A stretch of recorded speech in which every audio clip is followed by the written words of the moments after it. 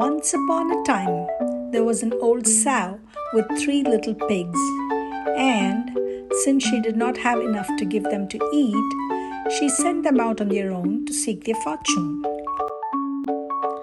The first little pig that went off met a man with a bundle of straw and said to him, "Please, sir, give me the straw so I can build myself a house," which the man did, and the little pig built a house with it.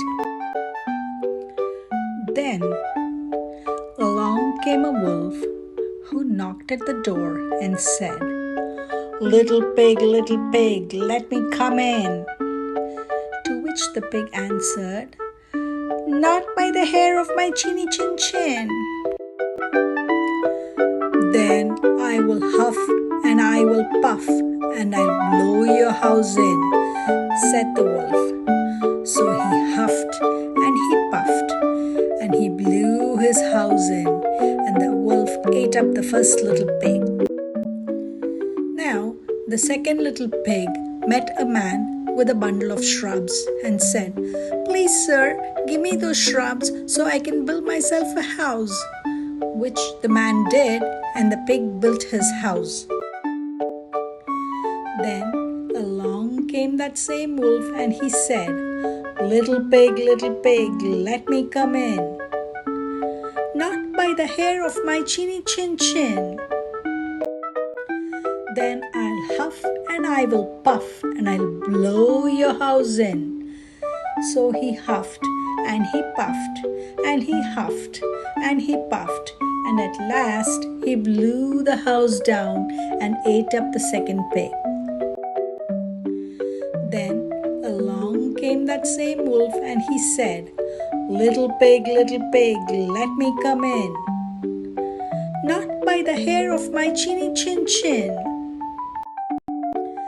"Then I'll huff and I will puff and I'll blow your house in." So he huffed and he puffed and he huffed and he puffed, and at last he blew the house down and ate up the second pig. Now the third little pig met a man with a load of bricks, and he said, "Please, sir, give me those bricks to build a house with." So the man gave him the bricks, and he built his house with them. So the wolf came as he did to the other little pigs and said, little pig, let me come in."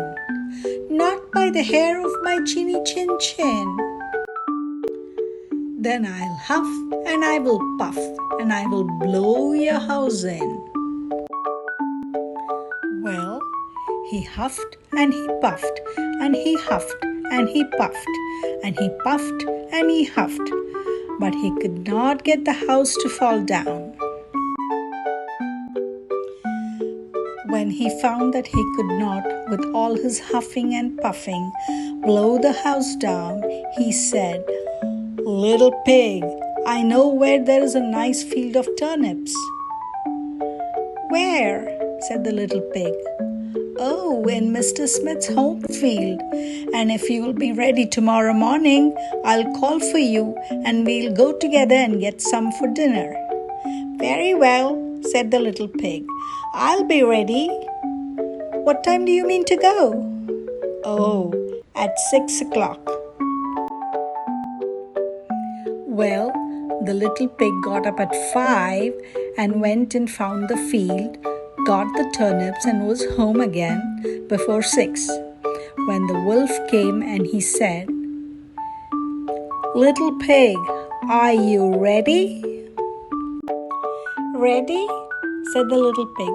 "I've already been to the field and come back again, and I got myself a nice pot full of turnips for dinner." When he heard this, the wolf felt very angry, but he thought he could outsmart the little pig somehow or the other. So he said, little pig, I know where there is a nice apple tree." "Where?" said the pig. "Down at the Mary Garden," replied the wolf. "And if you will not deceive me, I will come for you at 5 o'clock tomorrow, and we'll go together and get some apples. Well, the little pig woke at 4 the next morning and got up in a hurry and went off for the apples, hoping to get back before the wolf came. But he had farther to go and he had to climb the tree, so that just as he was coming down from it, he saw the wolf coming, which, as you may suppose, frightened him very much. When the wolf came up, he said, "Little pig, what are you here before me once again? Are they nice apples?" "Oh yes, very," said the little pig. "I will throw you some down." And he threw it so far that while the wolf was gone to pick it up, the little pig jumped down and ran home. Well, the next day the wolf came once again and said to the little pig, "Little pig, there's a fair in the town this afternoon. Would you like to go?" "Oh yes," said the pig, "I'll go. What time should I be ready?" "At 3, said the wolf. So, as he had done before, the little pig went off before the time they had discussed. He got to the fair, bought a butter churn, and was on his way home with it when he saw the wolf coming. He did not know what to do, so he got into the churn to hide, and in doing so, it got turned around, and then it began to roll, and it rolled down the hill with a pig inside it, which frightened the wolf so much that he ran home without going to the fair.